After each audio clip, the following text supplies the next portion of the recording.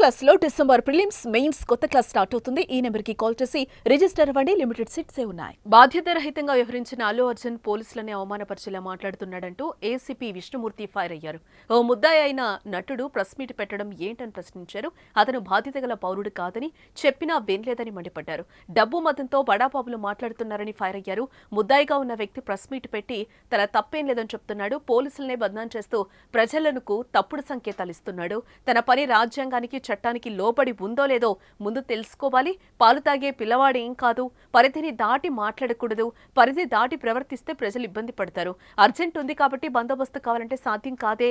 Procedure ప్రకారమే వెళ్లాలని చెప్పినాం. కాగితం ఇచ్చి బందోబస్తు ఏర్పాటు చేయాలని చెప్పి వెళ్లిపోతే అయిపోతుందా? మాకు రూల్స్ ఉండవా? పోలీసులను బూతులు తిడుతున్నారు.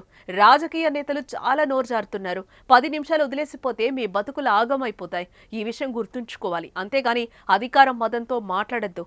మేము మనుషులమే. మాకు ఆకలి దప్పిక ఫ్యామిలీ ఉంటుంది. అవన్నీ గమనించకుండా నోటికొచ్చినట్టు మాట్లాడి అవమానపరిస్తే మర్యాద ఉండదు. ఇలాగే నడుచుకుంటే రెస్పెక్ట్ కోల్పోతారంటూ ఏసీపీ మండిపడ్డారు. చట్టం ఏదైతే పోలీస్ ఆఫీసర్ చేస్తాడో ఆ చట్టంలో నీకు ఎటువంటి నొప్పి కలిగినా నీకు చాలా ఏజెన్సీస్ ఉన్నాయి, వేదికలు ఉన్నాయి. మీరు ఆ ప్రదేశాలలో పోయి ఈ పోలీసు మీద యాక్షన్ తీసుకుంటారని చెప్పొచ్చు. కానీ అంత పని చేసి దగ్గర 10,000 మంది క్రౌడ్ ఉన్నది, 50 మంది కూడా లేరు అక్కడ ఆఫీసర్స్. మొత్తం నీకు పోలీసులతో వచ్చి నీకు అక్కడ పనిచేస్తున్న తర్వాత కూడా నువ్వు పోలీసుల్ని కించపరిచినట్టు మాట్లాడుతున్నావు అని అంటే నువ్వు ఏమన్నా నీకు దమాకు ఉండి మాట్లాడుతున్నావా, దమాకు లేక మాట్లాడుతున్నావా, లేకపోతే సామాజిక స్పృహ ఉన్నదా, చట్టం చదువుకున్నావా? ప్రతి ఒక్క పౌరుని బాధ్యత రాజ్యాంగం గురించి తెలుసుకోవడం, చట్టం గురించి తెలుసుకోవడం. చిన్న చిన్న విషయాలు కూడా మీరు ముందేసుకుని ఎవరిని బ్లేమ్ చేద్దాం అనుకుంటున్నారు, ఎలా బయటపడదాం అనుకుంటున్నారు? This is not the way. వాపును చూసి బలమని పొంగిపోదు. మీకు అంతా వాపే. అది ఎప్పుడు పోతుందో ఆ గాడుపు పోతుంది. పబ్లిక్ తీసి పడేస్తారు.